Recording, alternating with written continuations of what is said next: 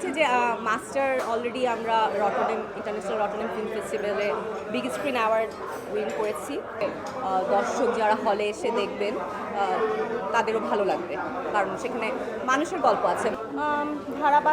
ধারাবাহিকতা থাকতো না, অনেক সময় দেখেছি। আর আমি তো আপনারা দেখেছেন আমি সব জায়গায় আসলে কাজ করেছি। আমার প্রধান কাজটাই হচ্ছে অভিনয় করা। সেখানে প্ল্যাটফর্মটা অবশ্যই গুরুত্বপূর্ণ, কিন্তু যেহেতু আমি সব জায়গাতেই একসাথে কাজ করি কাজ সমান সময়ে, তো আমার জন্য সব সময় ধারাবাহিকে অনেকটা সময় দেওয়াও সম্ভব হয়নি, সেটাও একটা কারণ।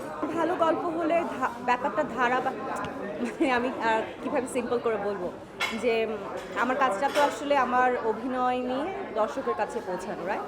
তো সেটা যদি দর্শক টেলিভিশনে পছন্দ করেন, সেটা আমি টেলিভিশনের স্টোরি টেলিং একরকম, এক ধরনের গল্প হয়, দর্শকও একরকম।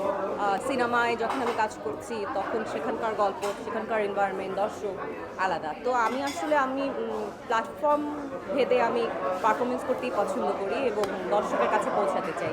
সো আই থিঙ্ক ভালো গল্প, সেই জন্য ভালো টিম, ভালো ডিরেক্টর ইম্পর্টেন্ট আমার জন্য। হচ্ছে যে মাস্টার অলরেডি আমরা ইন্টারন্যাশনাল রটরডেম ফিল্ম ফেস্টিভ্যালে বিগ স্ক্রিন অ্যাওয়ার্ড উইন করেছি।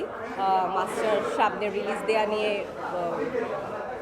ডিরেক্টর রেজওয়ান শাহরিয়ার সুমিত অলরেডি ভাবছেন এবং প্রসেস চলছে, তো আপনারা জানতে পারবেন সামনে। এবং আমার মনে হয় দর্শক যারা হলে এসে দেখবেন তাদেরও ভালো লাগবে, কারণ সেখানে মানুষের গল্প আছে। মানুষ আসলে দিন শেষে তো হ্যাঁ, অনেক আমরা কী বলবো ফ্যান্টাসি দেখতে চাই, রিয়ালিটিও দেখতে চাই, জীবনকেও নানাভাবে আসলে দেখতে চাই। তো সেই দেখার জায়গাটা সবসময় টেলিভিশন এবং সিনেমা বরাবর পড়ে গেছে এবং যাবে।